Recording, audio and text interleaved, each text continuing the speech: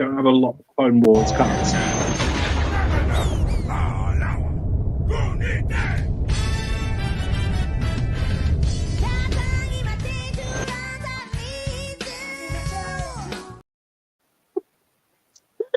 Hello. Hello. It's not like we were just talking or anything. Tess knows more than she thinks she does. It's the point we're making. Tess is tired. I'll be all. Oh, Tess has had a long week and it's only Thursday. It's fine. It's tomorrow's Friday, which means on the weekend. No, I work Saturday, dude. Yeah. Remember?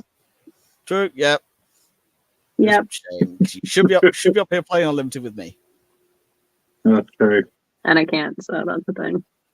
But Matt still can, and he hasn't said if he's coming or not. So come on. No, I don't know if I'm coming or not yet. Now I'm on the spot. I've not played in like a month. I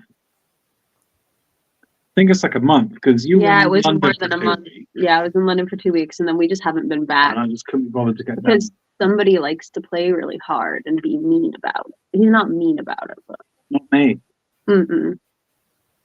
Actually, not me. not you. No. Oh no, dude, we got so many turns up for locals who brings like really teched out decks for casual play weeks. Who wasn't there when you came down? Who doesn't turn up to tour showdowns and big events, but he turns up to stop like, this is the first week I'm playing this deck. And beat everyone, including like a 14-year-old. But anyway. Yeah, that checks out. Sadly. Yeah, but then gets like quite smug about it, and will then proceed to tell you how he beat you. Yeah. Really annoying. Yeah, that's I the just wanna- worst kind.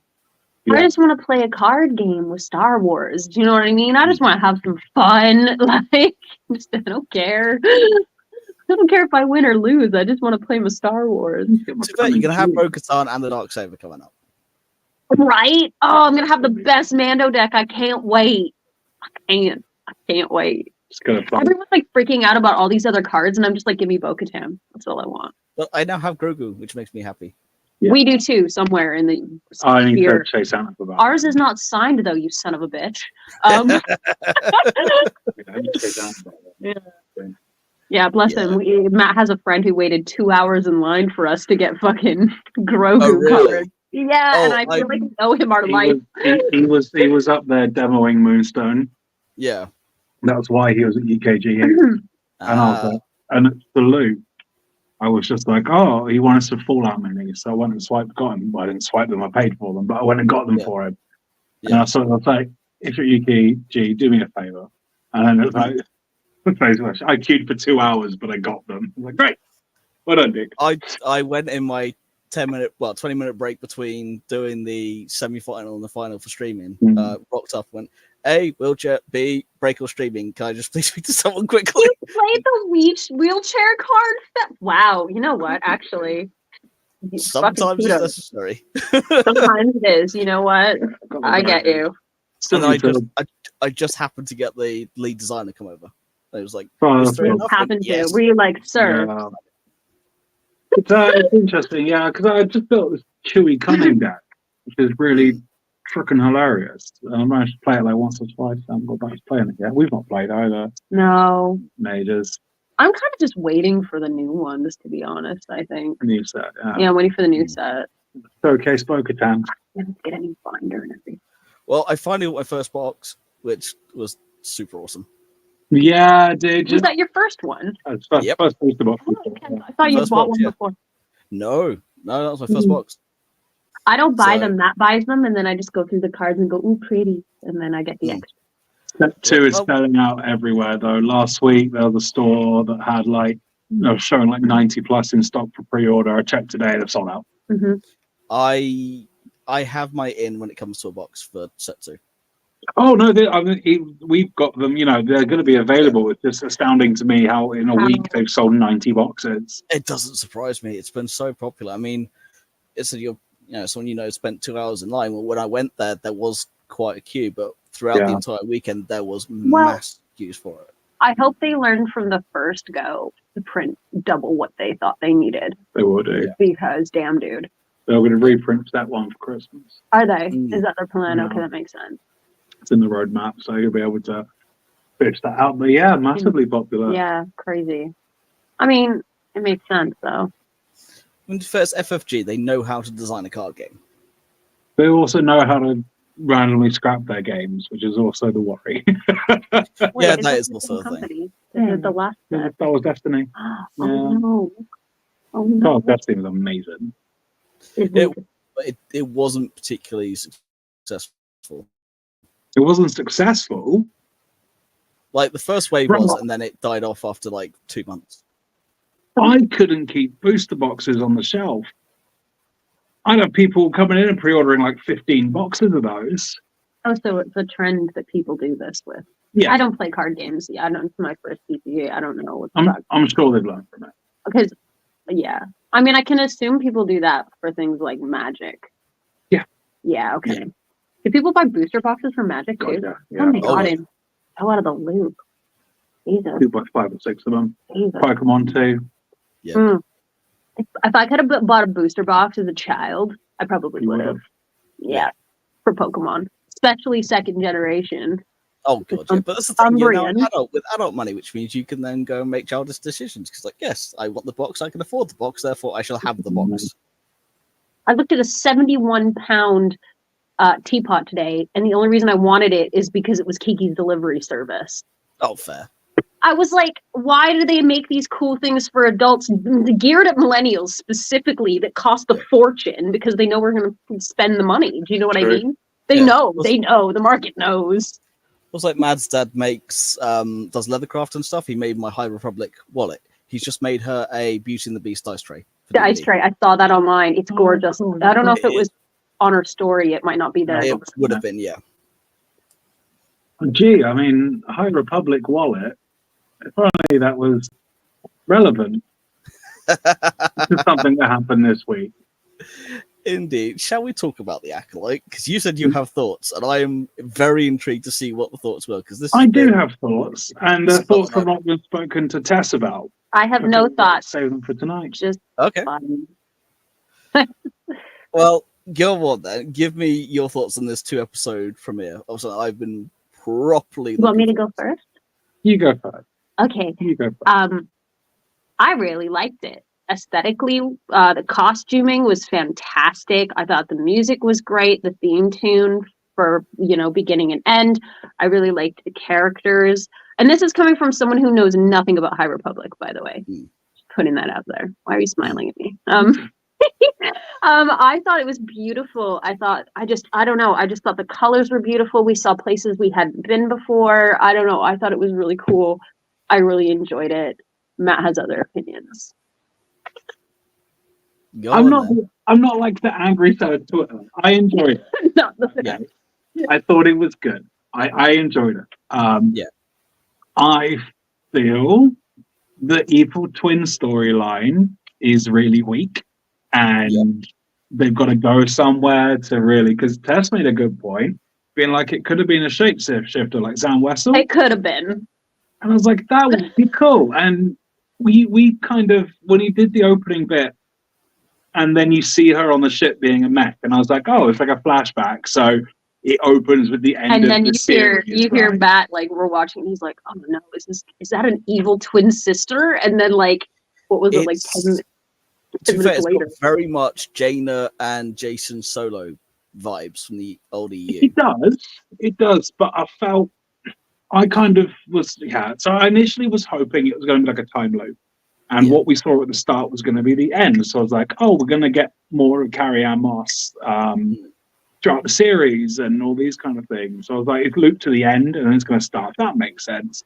And Yeah. then when you see her on the ship, I was just like, oh, But- yeah, it's going to be an evil twin sister. I mean, What I I was not expecting Indira to die at the start. And that's I all wasn't those- either. Yeah, no, we it's weren't all either. marketing material for 5 minutes. I was like, gone. oh, I was like, oh. interesting. And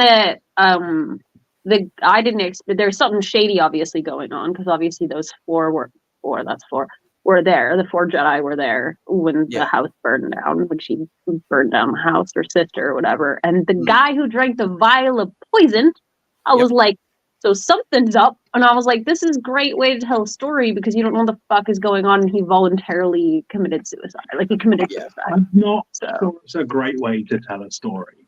because there's a lot of tropes, and obviously with 2 episodes in, and that could all change it on its head. I just thought with the 2 episodes we've got, it's a bit tropish at the moment. Yeah, I mean, to be fair, we've also had the twin thing done in Star Wars for quite a while. So Have we? okay, What am I thinking? Luke and Leia plus Kylo and Rey for the dyad. I mean, it's like another era, another twin. Oh, I got you. I didn't even think about that. So it feels tropey. The costuming across the board was great until you got to, was it Master Tabir? The dude was meditating. Oh yeah. Tobram. Just looked like a really bad fake beard. He looked like his name was Jebediah, and he was going to go feed the horses. And again, I thought it was cool. I just thought the costuming felt let down when it got to him. I don't know. I just really liked it. Master Soul, I really enjoyed. And I was saying to Tess today, I read that the actor learned English to play the role. He did. Which I thought was amazing. And I thought he was great. Is he in the book, like Dawn of the Jedi? No. Or am I getting mixed up with the author's name? No, there is a similar name, but completely different from Master Soul. There's because you also got Indira Stokes, who's a different Jedi Master. There's some similar names, but not the same characters. That was my question for you, and I have a really deep question that I want to ask you because I asked Matt yesterday, and I was like, "Please explain this." So this is 100 years before the events of what we're used to in Star Wars, right? Correct me if I'm wrong. Okay.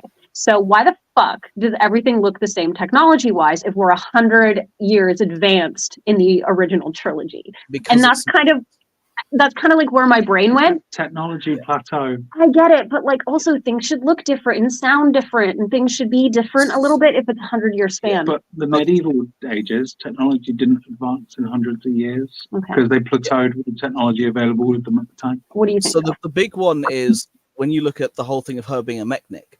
So when she's going outside working on the ships, that whole thing of, well, aren't droids supposed to do it? That's only been a recent development. So the R2 units themselves haven't been around for an awful long time. The R1 had been around, but not the R2. But dude, they have that conversation in the show. They're like, why is it not Astromechs? And she's like, Astromechs aren't good company. Well, it's more that kind of whole thing hasn't been around for a very long time at this particular moment. So there's technological leaps, but even when you go back to Light of the Jedi, which is the first book of the High Republic era, that itself, they've only just discovered Bacta. Yeah. So the whole crop, isn't it? Luke is in the tank and stuff of Bacta. Before that, it's little rejuve pouches and other things, but Bacta itself wasn't really around. So there is some advances, but as Matt says, it is a plateau thing. It's also what worries me about when they do the Old Republic is keeping that aesthetic, but also doing it fresh. It's easier to make things look newer than it is to make them look older when it's a technological in science fantasy or science fiction. I get you. I just was wondering, like. Although to be fair, one point on the aesthetic, which I love, apart from the difference between the mission robes and the temple robes, is people saying there's not enough aliens in Star Wars. There's plenty enough aliens in the Acolyte.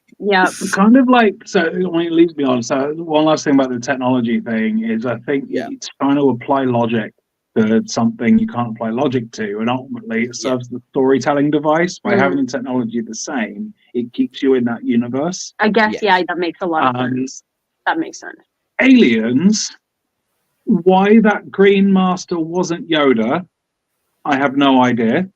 I know it was the director's wife, but I feel like having Yoda there, who's prevalent in the books, would have been a really good connection for fans who hadn't read the High Republic.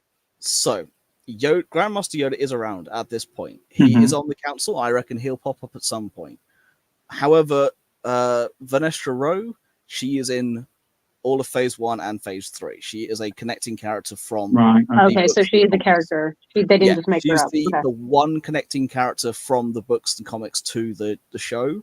I feel like Yoda would have been smarter, because people like us who haven't necessarily read all the High Republic would be like, oh, it's Yoda. He's around in this era. That's a good point. But also they did that with, don't forget, they did that with a lot with Ahsoka. So people who had not seen Rebels wouldn't understand a lot of the stuff that we got in Ahsoka. So it's probably the same with this, right? Yeah, but they also want to separate it as well, to put it in its own era of, they're just using Yoda because he happens to be around. It's a case of they're trying to separate themselves and make it its own little Which when you try and tell a new story in a new era, if you connect too much, it kind of.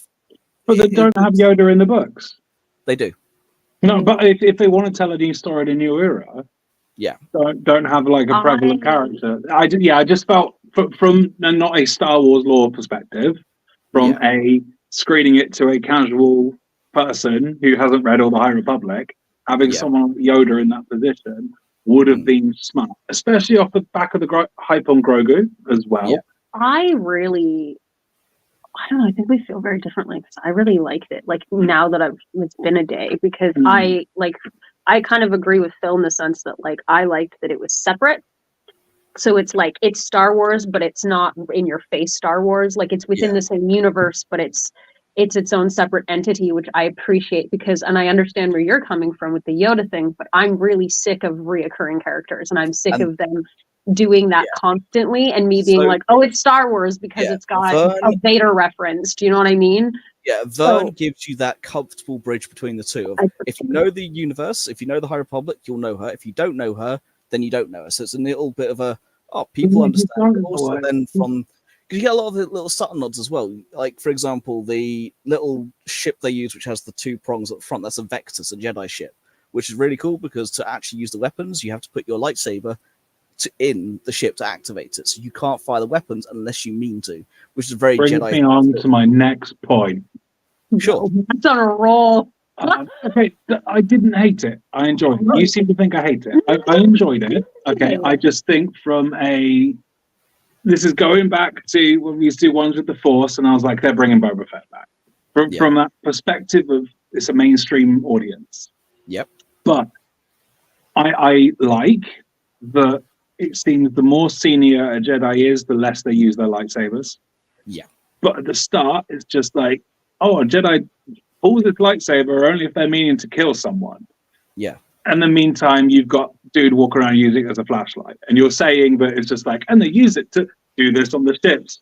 I felt there was like a weird cross line thing. That's Sabine using the Force issue, isn't it? And not even that. I feel like just going, a Jedi, like a samurai, would only draw their weapon to kill someone.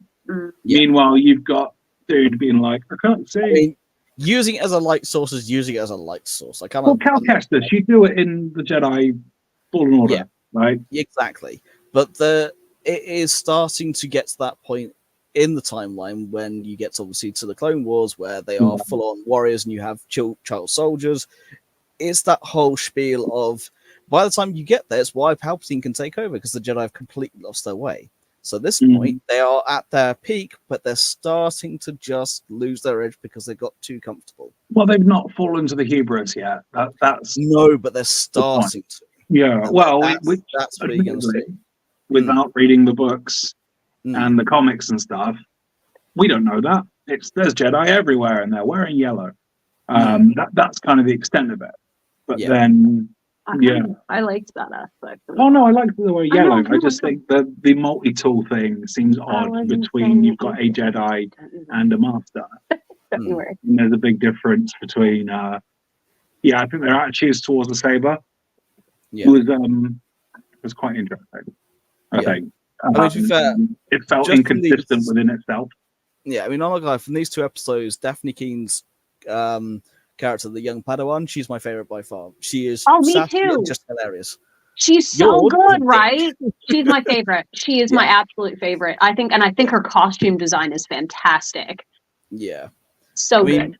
Master Soul is going to be the glue, I think, for this show. He's very much the emotional attachment, but it's that the teachable moments. But he's got, when you got the mission robes as well, you've got the van braces and the arm guards and the rest of it. It looks really freaking cool. Said that he was inspired by Qui-Gon Jinn. Apparently, the actor was really inspired by Qui-Gon Jinn. You can tell. You can really tell. And I'm not against that at all. No. But this goes back to that whole thing that, I mean, I've said for years that Qui-Gon is the very epitome of what a Jedi is and what a Jedi is meant to be. Correct. So having someone like this dude turn up and base this character off of Qui-Gon only further serves to be like, this is what they're meant to be. It's that great line in Avengers. It's been like, is this Shield? This is what Shield is meant to be. Yeah. I feel like they're gonna kill him though. I don't think so.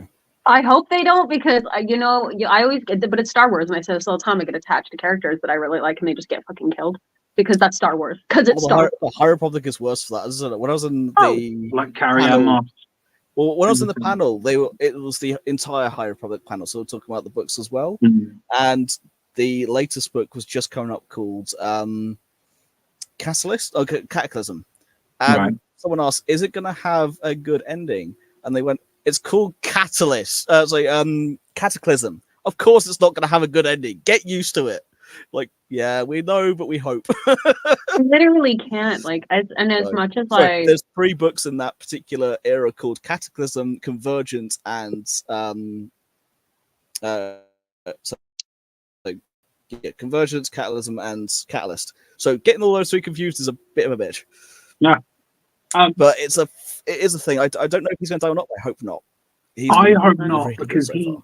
he genuinely feels like, in fact, Osha and May. Yep. Mhm. Yep. And I've got a look. Apparently, Osha's a really bad choice for a name because it's an anagram for something. But I didn't look into it before this. But it's something I saw on Twitter. The woman who plays Osha and the guy who plays Sol, I genuinely think are the strongest actors.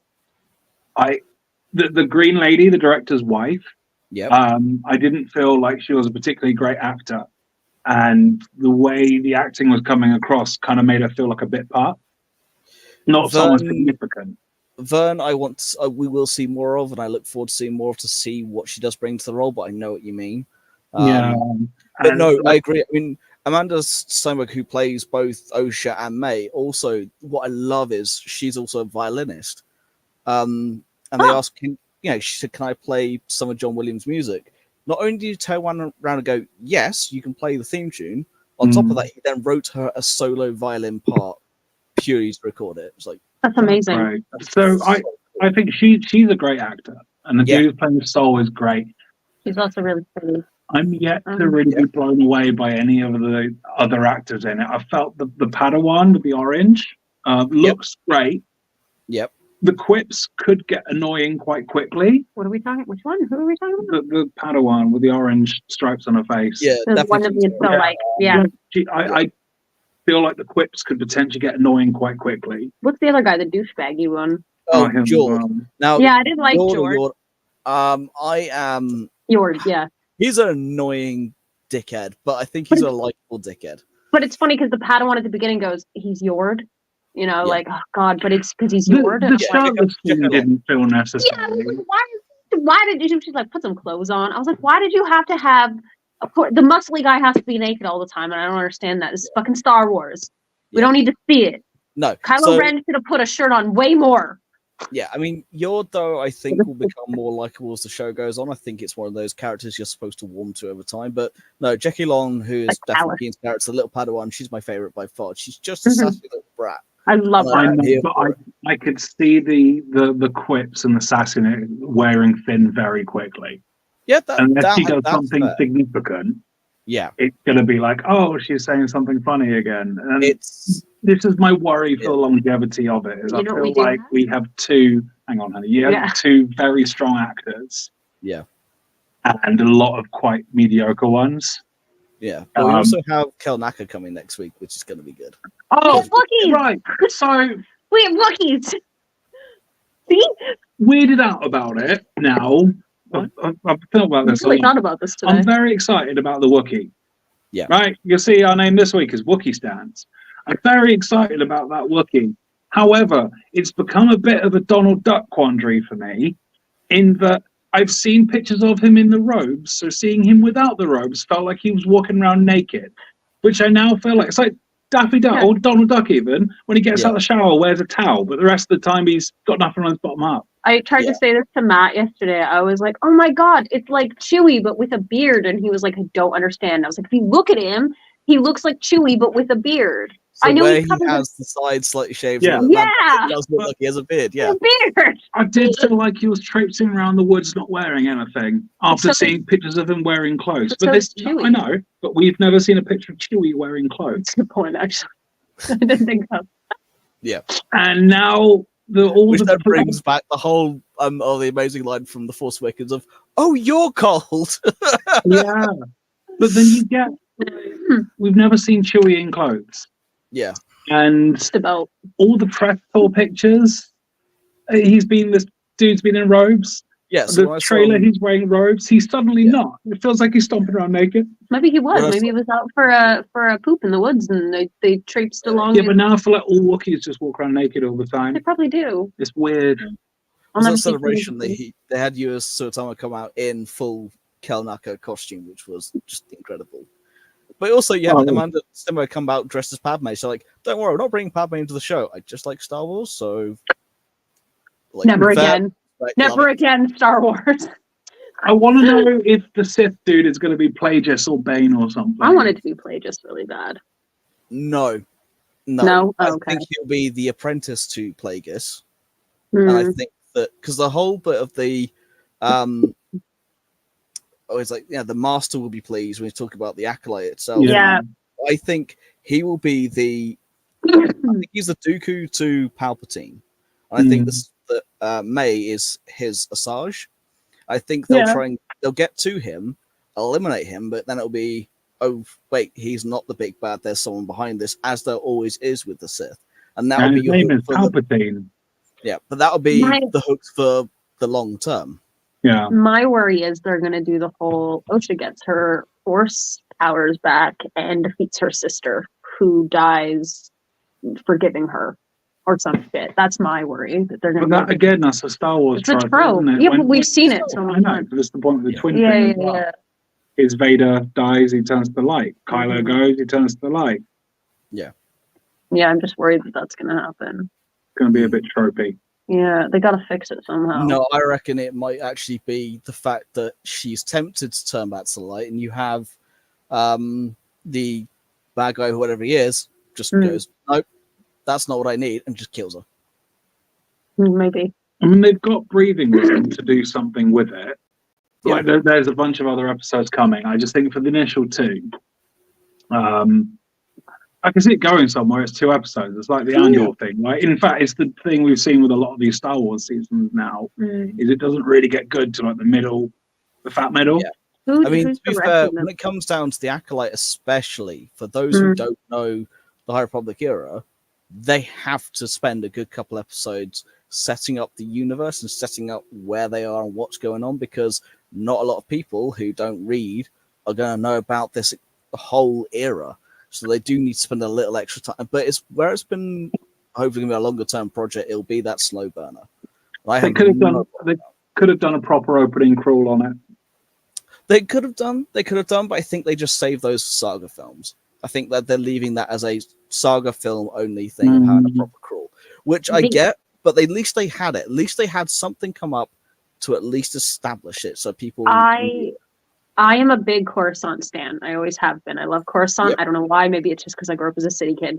But I really liked the going back to the whole nothing's changed in 100 years. I mean, Coruscant clearly has. Yes. Which I really liked that they did that. And I was like, oh, okay. So, like, at least there was that. They gave me Coruscant 100 years before what I know it as. Yeah.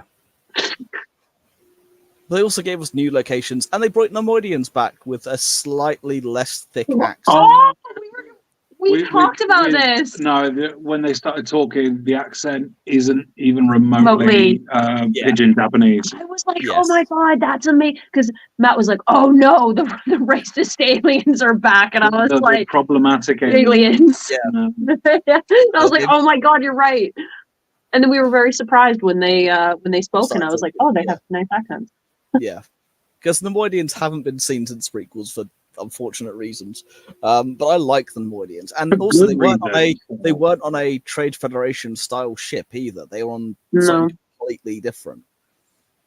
No, but the shape of the ship they were on feeds into the Trade Federation stuff later on. Does. It has a nod while still being. I thought it looked like the ship from Futurama, but that was just me. Yeah. He feels like, I don't know what you're talking about, Tom. The shape like see it. Yeah. But no, they were fine. Yep. They weren't problematic, so it was a good way to bring them back. Because again, it's an established thing, right? Mm. We did see Rodian. We saw one Rodian. It was a Rodian. They had one Rodian. We had a weird child that was envisioning fire while meditating. That was interesting. And he was like, "Yes, fire." I was like, "Oh." It was really harrowing looking at a bunch of younglings learning stuff. And me being like, "Oh, okay." Hey, at least they're learning at that point, and they're younglings at that point, not... At least they lived their lives, right? Well, a lot of it comes around to, I guess, what you're saying about this almost devolution to what the Jedi become. Yeah. Is it? I think it's in Clone Wars, isn't it? Where I think it's Anakin turns around to a Ahsoka and is just like, "But you were going to be a soldier." Yeah. You know, it's just that you didn't get that upbringing because you were trained to be a soldier. Yeah. This is wartime Jedi. Yeah. And again, it's bringing it up with Shirtless Boy. But Yord. I don't know why I keep wanting to call him like Tybor, which is weird. Yord. I think it's Yord. I don't know. I'm calling him like Tibor or something. But, Tibor with his yellow lightsaber. I like that yellow lightsaber. But again, it's that rash kind of thing, isn't it? And he became a knight quite late in life. Yeah. As well, which tells a lot to the characters. I don't know. It's obviously going to develop. I just hope it goes somewhere smart. It's really interesting, like knowing that they've been called Jedi Knights throughout, because there's always the Jedi Knight thing, but then you actually hear them talk to each other and call each other knights, and I'm like, this is fun because it feels like a medieval escapade. It's the reason why I've gone so hard into the High Republic, is because it is that space fantasy Arthurian Knights of the Round Table vibe to it. I grew up listening to, Knights of the Round Table stories as I was falling asleep. I grew up with fantasy episode Redwall. That was kind of my whole thing. So when it came down to it, yes, I love science fiction, but I'm more of a science fantasy fan. Yeah. That's why I love the Jedi so much, because, that's one of the reasons why Matt and I have different opinions, not in a bad way, but a good way, when, Matt also loves, like, Han, growing up being that whole Indiana Jones kind of space architect, smuggler, awesome kind of vibe. Whereas I like Space Wizards because fantasy. So that's why I love the High Republic era so much, because I get my fantasy kicks out of it. I appreciate that regional Jedi seem to have different dress as well. Yeah. Old chunky XL bacon cheeseburger Jedi and his mate. So you both know exactly who I mean. Yeah, but like, the regional dress, I think, is very cool. Other guy who was a good actor in it was the mate who looks like Ezra Miller. Oh yeah, the potion smuggler, sketchy boy. Yeah, what's his name? Come here. But not Ezra Miller, but he looked a lot like Ezra. You were like, oh, it's not. I was like, no. He was good. He was a good actor. I want to know what else like he's part of, though, because he referred to the master. That's what I'm really intrigued by, the whole, you didn't, you killed him without using a weapon. Oh, the master would be pleased. I want to know what that's about. He said our master a few times as well, so that tells me that he's also part of this, and I'm like, who are you, my dudes? Yeah. I don't know. I really liked it. I like the Wookiee Jedi using the Force and snapping the dude's gun in half. That was pretty good. Yeah. I mean, Kelnacker's going to be wicked. I'm looking forward to seeing more of him. Harry and the Hendersons in space. Well, he looks like Harry from Harry and the Hendersons. He does a little. But you might get another Jedi Wookiee, which is Beriaga, because he should still be around by this point. Is that the really angry one who they're all like really touchy about being around because they're just like, he's like one bad day from... We're back. Sorry, Tess is dying. In Light of the Jedi, there's the Wookiee one. They're just like, he's one bad day away from ruining us all. That's Beriaga, yeah. Yeah. He does calm down an awful lot, and by the time you get to the end of it, it's basically people go, basically he's just pissed off the entire time because no one can understand what he's saying, when he usually has a really good point. And he stood there frustrated because people take forever to get to the same conclusion he's got to. Love that. And is that only his master that can understand him or something?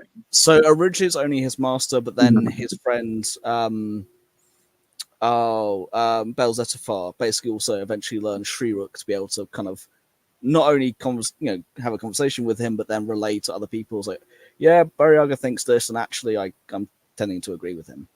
Yeah. But Bel's Letterfar again won't show up in this because he's a human and he'll be dead by this point. But he's a Char Hound, so he has a like Houndour / Houndoom from Pokemon. That whole fiery dog, yeah, he has one of those, and it's just really cool. Oh, that's cool. Well, I want that to be a thing, and he won't be in it because he'll be dead by this point, which is sad. But it is what it is. But they could throw a nod into it, right? Oh, they could. We've got so many nods already, but like with the costuming, with the ships, and with just kind of also what I like is the fact that when you have Vern rock up and saying, well, we've made a small council, there's a decision, you go and do this. It's not how it appears and feels in the Clone Wars and everything else, where it's just like, oh, we know the Jedi Council, just pop up and say hello and have that. No, this is there are tens of thousands of Jedi. This is the norm. Full Grand Council cannot meet every 5 minutes because someone has something to ask. Obi-Wan's done something so it's kind inconvenient. of the small councils for the Jedi Masters go, look, if it needs escalation, we'll do it. Yeah. Yeah, I like that. It's completely just kind of, it's the older way. They were just like walking around and no one gave a crap that there were Jedi around, and I was like, oh, this is great. They weren't like, oh, Jedi. You know what I mean? A lot more masters as well. I'm becoming a really big fan of people using the Force in like a combative way as well. Like we saw in Kenobi with Vader and Reva, and he was just deflecting the lightsaber. I liked what's the Qui-Gon thing then? Soul. I liked Soul's fight with May. I thought that was so well done. I really liked that. That was really cool. And there was no lightsabers. It was all Force. And I was like, this is rad. It's that whole thing of what the Jedi should be, rather than what they end up being. I feel like May's little trick with the dust cloud, I'm surprised the Jedi fell for it. Yep. I was like, smoke screens are cool. And then it was a bit like the Obi-Wan, hang on, you're smarter than this. Yeah. Which is interesting. But yeah, I think so. I don't hate it. I just... You're skeptical? No, I'm skeptical. No, because he's seen more of it. These seasons before. And I will openly say it's only, it's been 2 episodes. It might lead somewhere. I mean, can we all agree that these first 2 episodes are better than the first 2 episodes of the Book of Boba Fett? Oh God, yeah, anything's better than the first 2 episodes. But again, that's not Jesus. difficult. Doesn't take a lot. I'm really, because we're getting a repeated trope of the whole twins thing. I don't need an old man floating in a tub. Do you know what I mean? Like, put that out there. No, I was really hoping that, like, Moon Knight. Yeah. Where he does sit in his sleep because of his schizophrenia and stuff, and wakes up not realizing it. Yeah. It would be really good, something to do with that, or like you said, if it was a ship to like Zan Wessel, where this Sith guy found out what happened and is trying to mess with them by saying. I think they've gone down the Jaina Jason route. Yeah.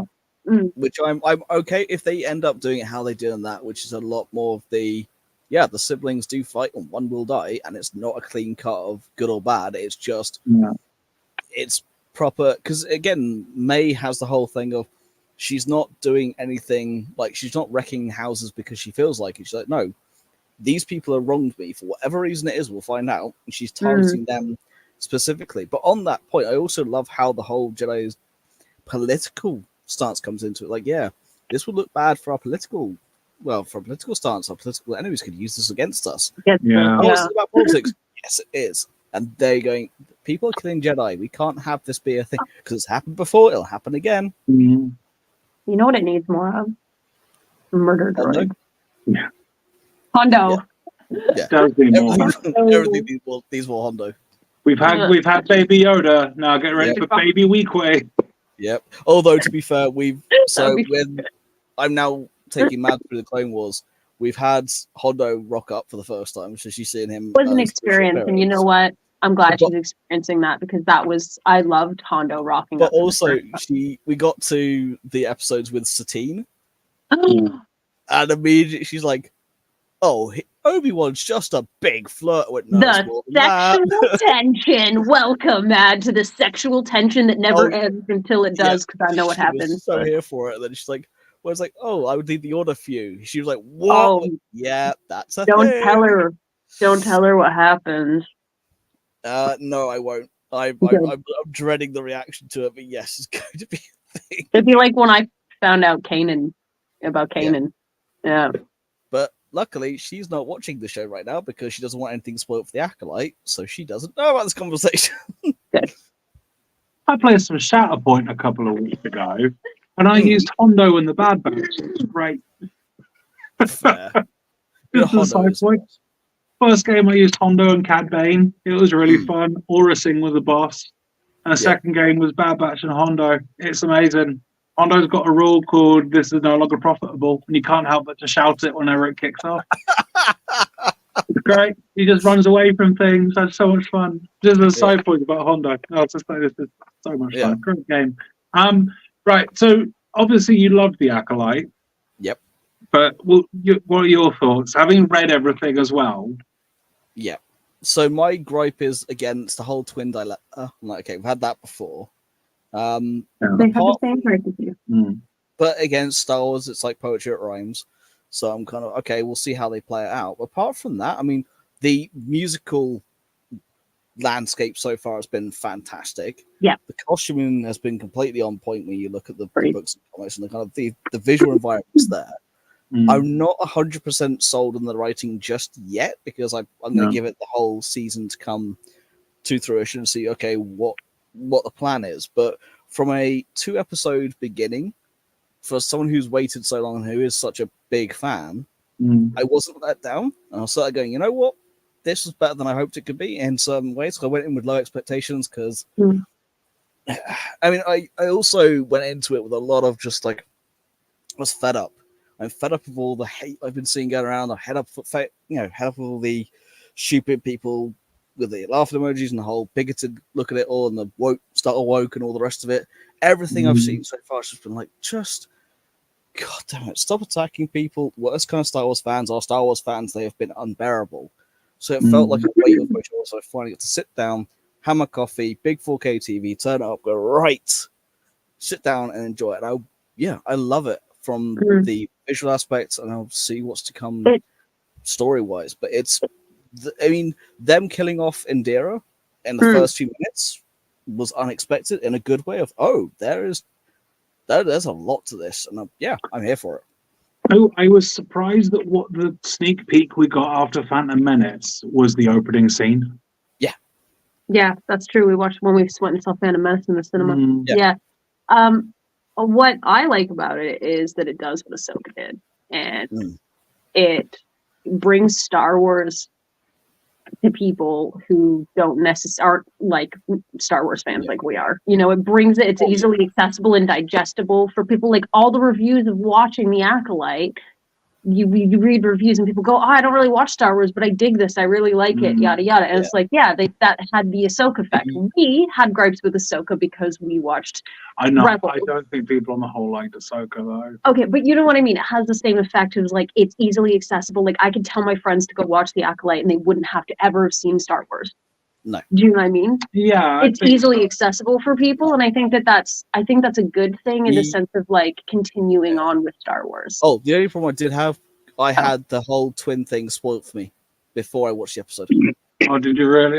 To be honest, dude, I'd worked it out within like 10 minutes. I thought it was going to be. I would have worked it out, but have it spoiled before I even sat down to watch it. I'm like, I've waited a year since the trailer. I've waited years since reading these books and things, and to have someone spoil it for me, well, a news outlet, whatever it was, I can't remember what it was, but to spoil it literally the day before, I'm like, great, thanks.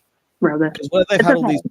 They had the UK premiere and the American premieres last week, and then also they had an early release in the cinema over in America the day before. So I've been trying to avoid spoilers, and I couldn't avoid all of them. But I've just stayed off the Star Wars internet.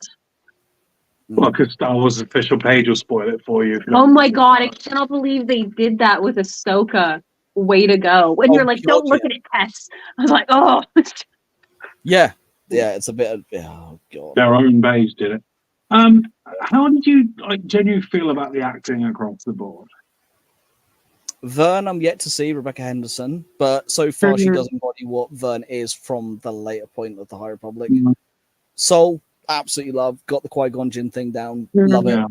Daphne Keane as Jackie Locke, the Padawan. Love her. I think Like she's her. fantastic. Mm. Yord, if he's supposed to be annoying, then grand. He's brilliant. If he's not supposed to be annoying, then well, okay, this person's just an annoying dick.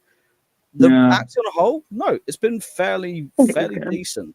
And I May feel- and Osha feel like different characters, and that's Yeah. hard to do. You're not playing He's great. like She's James great. McAvoy's Split is one of the prime examples of someone who can do a very distinct, different style per personality, and this feels like It's a two great different- movie. Best example of that is Carl Urban.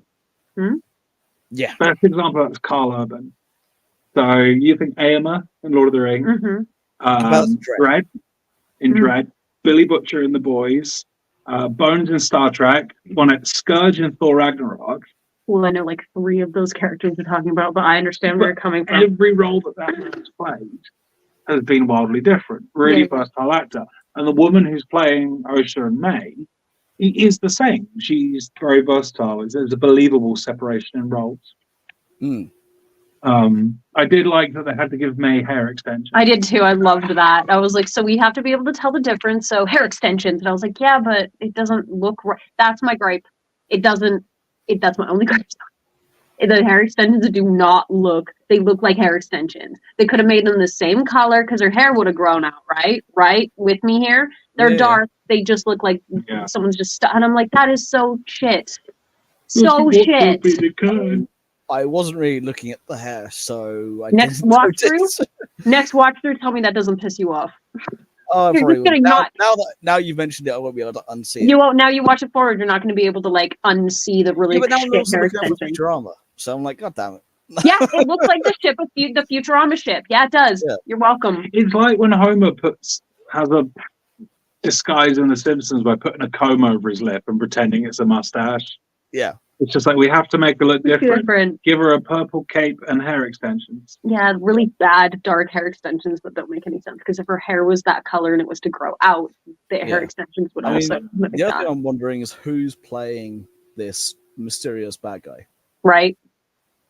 Is I it going to mean, be like the last one? And it just. I mean, my mate Jamie literally phoned me up just to say he thinks it's Keanu Reeves from the Cadence. God, I Actually not hope. spoken. No, but people want him to play Darth Revan. Revan, isn't it? Yeah. Was Revan the one in the video games? Yeah. Yeah. It's the Old Republic, yeah.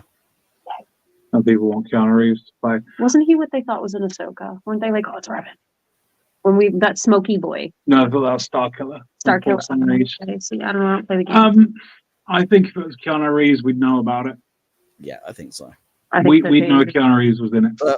Oh, to be fair, Yeah, that's the other thing. Like him igniting the lightsaber was a bit unnecessary. It's cool, but it's unnecessary. Like Maul in Solo.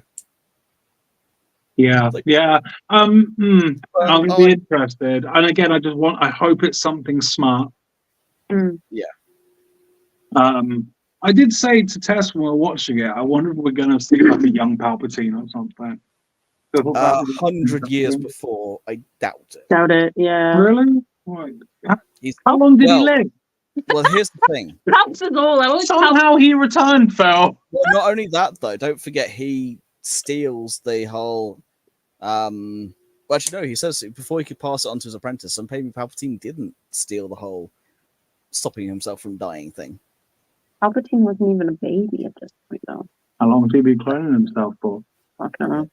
That's a good No, I point. don't think we'll. I think we'll end it with Plagueis, though. Yeah. Makes sense. What if it's probably just some unnamed character we've never heard of, Which would be fine. which would be That, totally fun. that I'm 100% on board with because it's Yeah. new Yeah, and exactly. shiny. It's new and different as Star Wars needs to be because you can't just constantly refresh in terms of like rehash the same story over and over again because even fans like me will get bored of that and go, oh, okay, we've done the same thing over and again. Can we have something new now, please? This is a new story in a new era. It doesn't have to fully match up. It just has to be in that same world. No, you have some consistencies. Mm. So I'm hoping it's someone different, and I'm looking forward to seeing where it does go. But as someone who has owned everything for the High Republic and waited this long, I'm not disappointed by what we've seen so far. I'm intrigued, and there's more to come, but I'm not disappointed. When you saw Coruscant, did you also think the Jedi temples looked under construction? Yeah, a little bit. It looks everything looks a bit unfinished because it's not, as Tess said earlier, it's not where we're used to seeing it. I did get a massive sign that says "coming soon." Yeah, well, someone said to me yesterday, like the whole well, why did we have to have it names like Coruscant? We had everything else named when it's consistent. Everything else got a name pop up. Why wouldn't Coruscant? Yeah, exactly. It's like just consistency for where we are, but also alongside that, if you've not watched Star Wars much before, if you haven't watched, the prequels or Clone Wars or whatever, you may not be used to seeing Coruscant. So Coruscant's my favorite.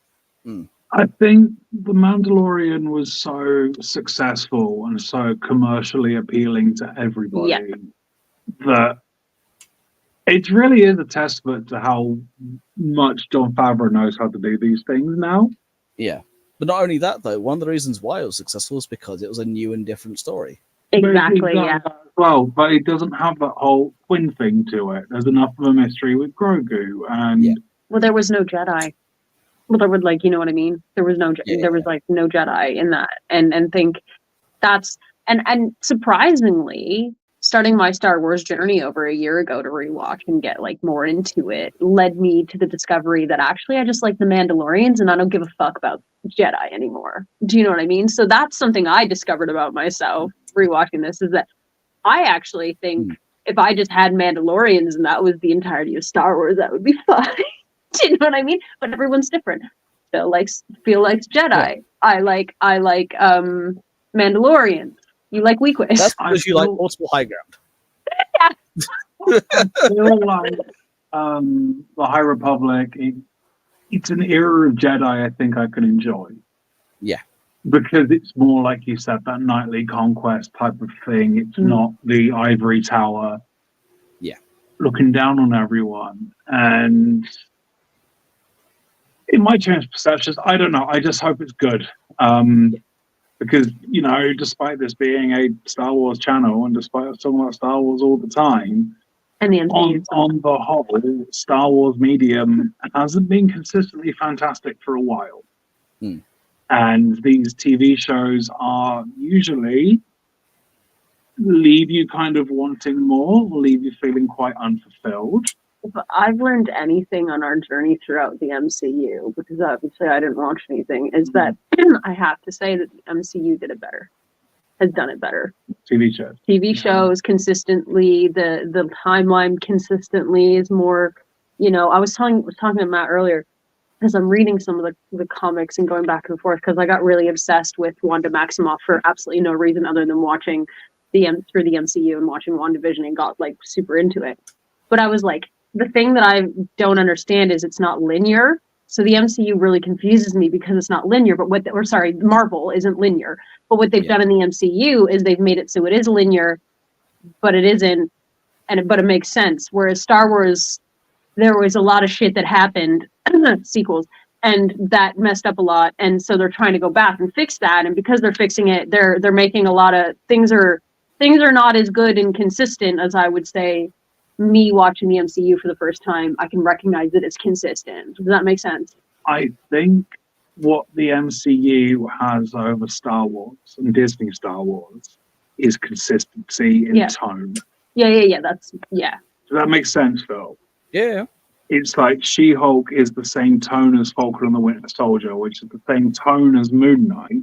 And yes, they have varying degrees of sincerity and severity behind them. But it feels like it's all part of the same brand. Like the same, not necessarily the same universe, because we have multiverse now.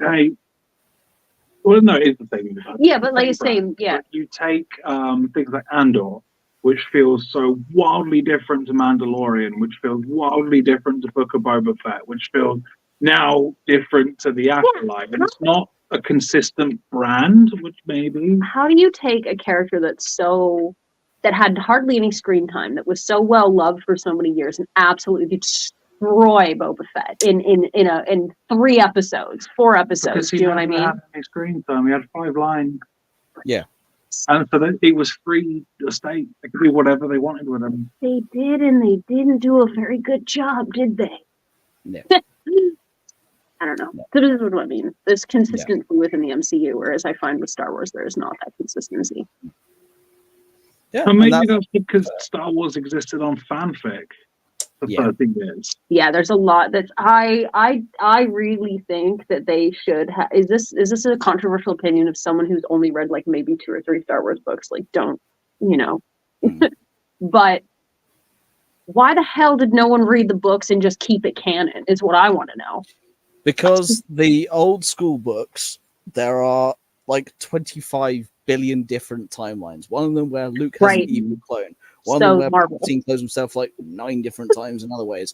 One of which where like there's so many different endings and so different outcomes and so much different history that when it was so muddled. And if you try to pick up like with Heirs to the Empire is completely different in terms of the sequel timeline and all the rest of it. When Disney came along, they went, right, this is so confusing. Just stop it there.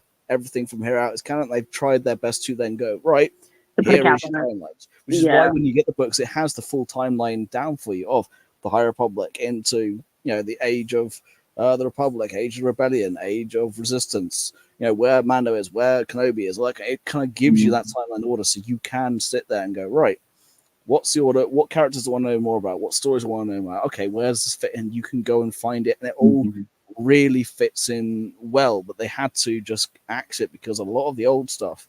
I said one where Luke has an evil clone. Well, that's an entire thing. Is that Last Command? Yes, it's Last Command. Yeah, they also then split it off where there's a different timeline where you have Jaina and Jason Solo. Well, there's another one where you have Ben Solo in a different light, or Ben Skywalker. You have so many different timelines that nothing meshes, because basically at that point because there's no official medium, all you had to do was write a Star Wars story, and they just greenlit it when here you go, here have the IP to it, because no one else is doing content. Because George Lucas likes money. Yeah. I saw a really good quote earlier on, which was George Lucas was never a good writer, he just got lucky. I mean, the whole thing of you can write this shit, George, but you can't say it. Like, in terms of its dialogue. Like, great story, but clunky writing. And then, I mean, to be fair, his treatments of 7, 8, and 9 were god-awful compared to what we actually got. Yeah. Yeah, that's true. Ultimately, around just busy. Asajj's Return in Bad Batch was a bit good. Oh, you got to that point. That was a bit good. I hate it. With every I was gonna say, really? In my body. Because, talking about the books and stuff, she fucking dies. No, she doesn't. She turned up and spoke to the Bad Batch and told Omega she's silly for having the pots. If you zoom on her face, you can kind of see some of the bots and stuff. She sacrificed herself to save everyone in Voss. What do you say, Phil? Sorry. Like, if you zoom on her face, apparently you can see the little lightning bolts that are supposed to be there, but she got annihilated. Yeah, she did. She got absolutely crazy there. So when they brought it back, it's like, really? You're doing this? Why and how? And the whole point, apparently there's more to it. We'll see more at some point. I like that she came back and we had a flirt that there might have been a force-sensitive clone with an M count. And I love that they called it an M count, by the way. That was great. Oh, yeah. No, around it, I love it. I just hate it. And then her being like, you don't have the force. Yeah. What's that for that? Yeah, it's basically like Omega, you don't have it. But the way she takes on the Bad Batch and stuff, I really liked it, but I've not read Dark Disciple. And I totally think it should still be Angelina Jolie that plays it. It should be. I agree. Phil, do you want to see any worse than shit in Eternals? No. Look what I found the other day, Phil. Ooh, shiny. Oh, actually, Angelina Jolie was good in Eternals. The film was bad. Yeah. Fina was fine.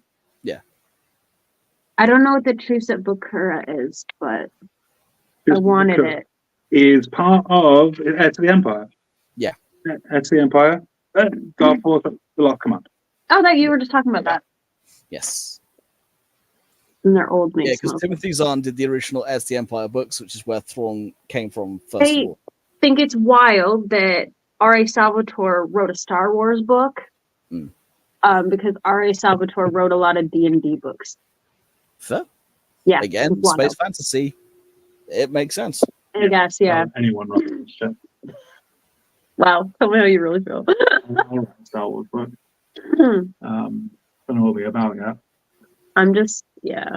Hondo, probably. Probably Weak Ways. Yes, sweetie. We'll be about Weak Ways. I know, yeah. Weak Way Rave. That'd be great. Oh my god, yeah. Weak Way riding racing pods. Weak Way Holiday Resort. Oh my god.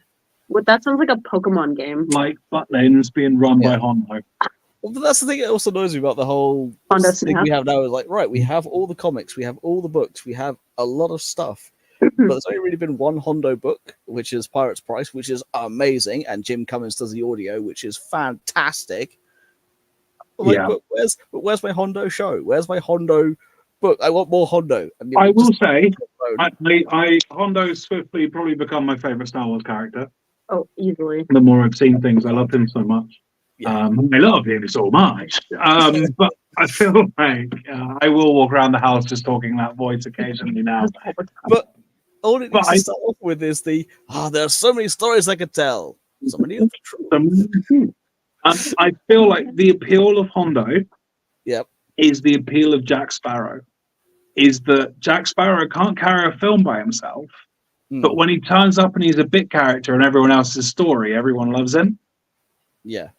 So having Hondo appear in all these places and being a side mission or a fun addition who turns up and tags along, it's the Jack Sparrow thing, right? Because you can't have a solo-led Jack Sparrow film. It's not going to work. The character's too chaotic. Yeah. And that's why the later Pirates films, as much as I think love the them, best Star Wars buddy comedy film would be Lando and Hondo. But those two would work together because you'd have Lando as the main dude. Yeah. But I'd say that Hondo the would best be buddy on top. comedy movie for Star Wars would be Hondo and Lando. Just put those two together. I'm really surprised that Disneyland and Disney World have a Hondo character, but Hondo is yet to be in the live action. Oh, Phil will explain that. It's because the Galaxy's Edge is meant to be like Hondo's base. He set it up. It was like a trading company. Yeah. Rad. Yeah. Oh, that makes sense. So, and there is a book for that called Pirate's Price, which is where you find out how Hondo got his hands on the Falcon. Yeah. Rad. So that's why the Falcon is there. Yeah. Yeah, and So you have that- two books based on the entirety of Batu, which is the whole Galaxy's Edge, which is Black Spire Outpost and just Batu, which are two fantastic books because you get meet Vi Moradi, who is fantastic character, and she's in both those. But also, it then kind of you also get characters you get from the God Awful Phasma book, but they've done them better. It's like awesome. So Hondo is just like I say, he's the bit character to your adventure at Galaxy's Edge. Yeah. Is that he's just kind of that. I like that. And that's why it works. That's why I don't think we'll get a solo Hondo film or a solo Hondo series. I think he will turn up in places. I don't think he could support his own thing. No, but I would like a Hondo comic at least, because that he could do quite easily. I read the Max Rebo one actually. Oh, that's awesome. Max Rebo has a comic? Yeah, about the two brothers trying to kill Jabba. It's great. That's great. And he got to the gig. He did get to the Did gig. he get to the He gig? did get there. It's great. Oh god. Like in Yeah, the last Star Wars Insider magazine, there's just an entire article on Max Rebo and his whole thing of getting to the gig. Oh Like, my they god, that's really amazing. Play on it. It's amazing. Gotta get to the gig, man. Gotta get to the gig. Oh man, he started the gig without me, man. 40 minutes late. That's jazz time. It's time. Yep. But hey, he Okay. got there late and he saved his life. So you know. I love So, that. He did, yeah. He got in there. Really liked in the Acolyte they mentioned the huts as well. By the way, Yeah, that was cool. Yeah. Working for the hut. I really like that. It's kind of establishing them as like a really long time dynasty. Oh god, yeah, they are. Which I really They're in the phase 1 of the High Republic as well because Oh, the they Jedi have really? to make a deal with them. Yeah. Yeah. So you have like Avar Kriss, who's one of the Jedi Masters, riding a Rancor. It's cool. Yeah. Oh, sorry. I'm yawning. Probably we saw that happen in the Book of Boba Fett. Oh my! No, Boba Fett riding Rancor, I fucked with. Okay, that was cool. Like I just liked having a Rancor in general. Yeah. And Danny Trejo selling him the Rancor was great. When was I'm thinking of the guy who in the original trilogy is like really in episode 3 is like really attached to his Rancor and he cries when he dies. Balikili. Yeah. I always think about that scene. I think about that scene quite he often. actually reappears. He's in the Aftermath books. That's so sad. He's like so attached to his Rancor and he just gets absolutely murdered. And we don't think about it when we're watching it. We're like, yeah. And then you're like, the guy's crying. Imagine how long he's eaten since he was a baby. And then you watch Book of Boba Fett and you're like, oh, I get it. Yeah. Rancor babies. Also, Bib Fortuna looks rough for a Twi'lek. Yeah. That's something I've been thinking about a lot recently. I've been seeing like Hera and all the Twi'leks everywhere. Bib Fortuna's just like a really like meth head. Yeah, but so does Fritar, the senator. He looks. Truth. The senator does look. Oh no, he looks like a very well-fed Twi'lek. That's fine. He's just like an obese Twi'lek. Bib Fortuna looks like the child catcher. Yeah, a little bit. Oh, the day when he won't go. And that's how we're getting the show tonight on a child catcher weekway. Well, Twi'lek. Yeah, bit terrifying. I mean, we can open on child catcher weekways as well. Literally, that is the thing. Hondo's, There's nothing I wouldn't do for that boy. No, you've not seen the episodes yet where he steals children. Oh no, and tries to sell them back to the Jedi. Oh my god! Everything is a venture. All right. Yeah, he goes from that to Madam, for this boy, there's nothing I wouldn't do. I know. It's one of the greatest character developments in history. I love it. God, I love that. Now all I have to do is to settle my feet. Yeah. Everything is profitable. Yeah, he tries to lie to me. I knew I liked you. So proud.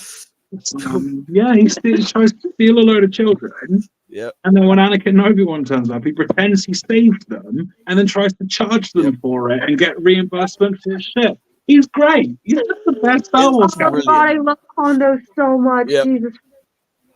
Well, here we go. We haven't been on for a while. We come back and we've talked about wanting Afra, but for Unlimited. Talks about Hondo, and then in the middle, kind of talked about Acolyte. So it's all good. Yeah. We're all caught up now. The Acolyte fat middle. Exactly. Yep. But we should be back in 2 weeks' time now, so we're going to move to Fortnite just to make scheduling just a little bit easier for everyone. Is Acolyte weekly? Yes. Wicked. Okay, cool. Cool. Yeah. So we shall see you all in 2 weeks' time. But until then, goodbye. Peace out. I don't know.